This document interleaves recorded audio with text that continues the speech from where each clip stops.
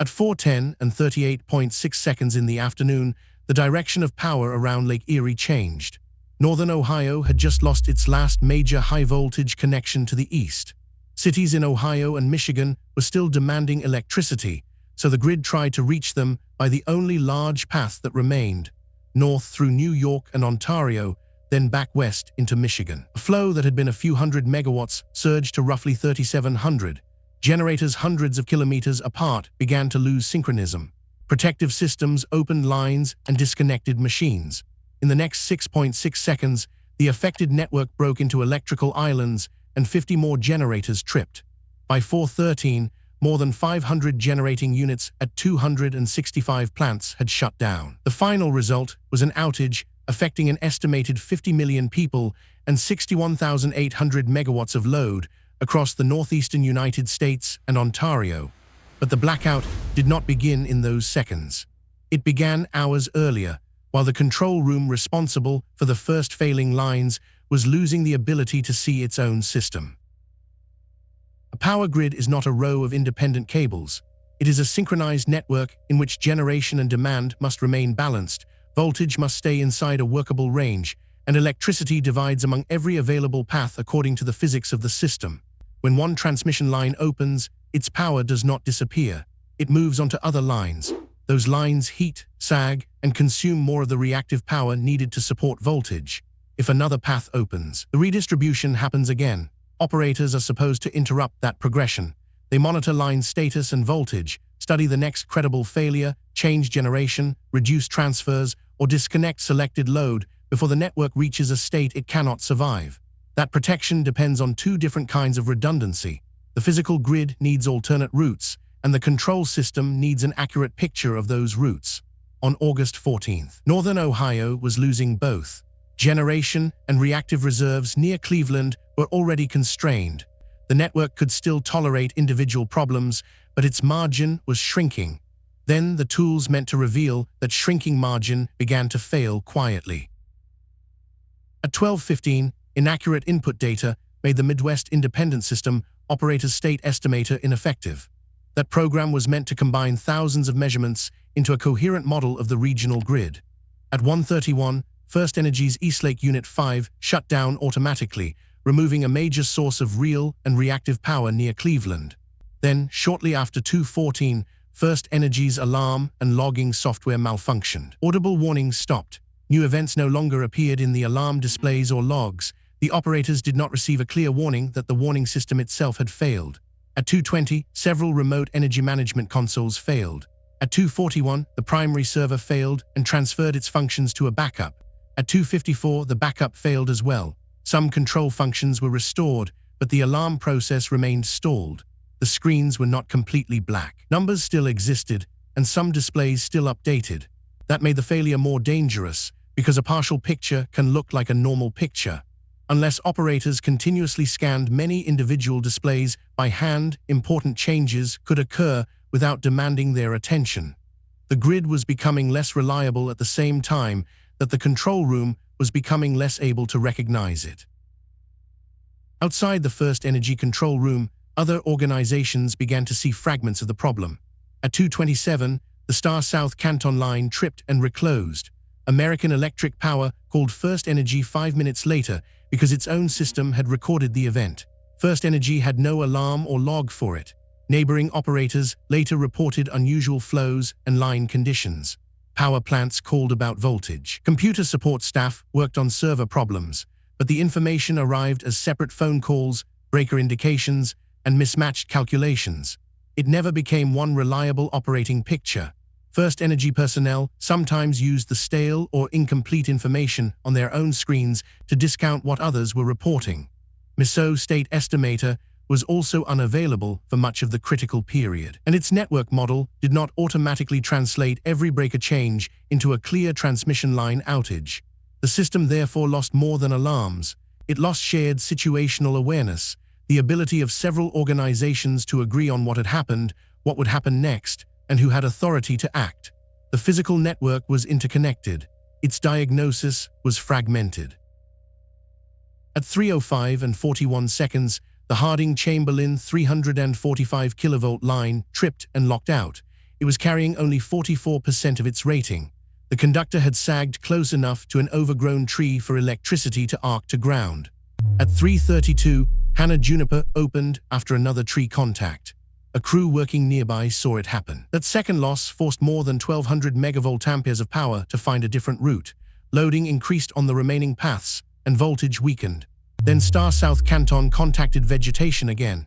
It had already tripped and reclosed earlier in the afternoon. At 3:41 and 35 seconds, it locked out. The investigation found that these three major lines did not open because the grid had simply pushed them beyond their emergency ratings. Each fault involved trees that should not have been allowed to grow into the electrical clearance zone, but the trees were only one layer of the failure. In a healthy control system, a line trip changes the operating plan. Here, the first loss was not clearly recognized, the second was not assembled into a reliable contingency picture, and the third pushed power into lower voltage lines that were never meant to carry the burden for long. After the first major line opened, the system was supposed to be returned to a secure state within 30 minutes. That did not happen. After the second and third lines opened, current shifted through the underlying 138 kilovolt network toward Cleveland. Lines tripped, voltage fell, and each loss raised the stress on what remained. By about 3:46, First Energy, MISO, and neighboring utilities were beginning to understand that the system was in danger. The joint investigation later estimated that preventing the wider blackout at that point would have required disconnecting at least 1,500 megawatts of load around Cleveland and Akron. That would have meant deliberately blacking out part of the region to save the rest. No such action was taken, and the report cautioned that by then it may already have been too late. This is the difficult boundary in a cascading failure. Early action looks excessive because the system has not yet collapsed. Late action looks obvious because the consequences have become visible. The value of alarms, contingency analysis, training, and clear authority is to make that decision while it still has a chance to work. At 4:05 and 57 seconds, the overloaded Sammy's Star Line tripped. It had become the critical high-voltage path into northern Ohio from the east. Its loss was the last point at which the investigation judged the high-voltage cascade could no longer be averted. The remaining network was forced to carry flows it could not sustain. Protective relays began to see combinations of high current and depressed voltage that resembled faults inside their operating zones. They opened lines to prevent equipment damage. Locally, each operation made sense. System-wide, every opened line removed another route and transferred more power to the routes that survived. At 4:08 and 59, another 345 kilovolt path opened. 7 seconds later, East Lima Fostoria Central tripped, causing a major power swing from Pennsylvania and New York through Ontario toward Michigan. More lines followed. Protection was no longer containing a fault, it was participating in the network's separation. The cascade had changed scale. Human response operated in minutes. The grid was now changing in seconds. At 4:10 and 38.6, the last major eastern connection into northern Ohio opened. Cleveland, Toledo, and Detroit were suddenly hanging from the grid through Michigan and Ontario.